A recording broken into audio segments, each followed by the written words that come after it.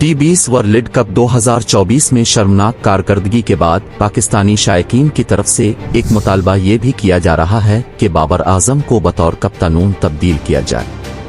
अब साबिक क्रिकेटर यूनुस खान ने भी उन शायकीन की आवाज में आवाज मिलाते हुए बतौर कप्तान बाबर आजम का मुतबादिल भी बता दिया है। डेली पाकिस्तान ग्लोबल के मुताबिक यूनुस खान का कहना था कि हम फखर जमान को कप्तान क्यों नहीं बना सकते।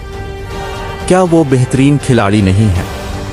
क्या उसने गुज़िश्ता 50 ओवर वर्ल्ड कप में बेहतरीन कारकर्दगी का मुजाहरा नहीं किया था? फखर जमान ने टीम के लिए सबसे ज्यादा कुर्बानी दी है, वो क़यादत का क्यों अहल नहीं?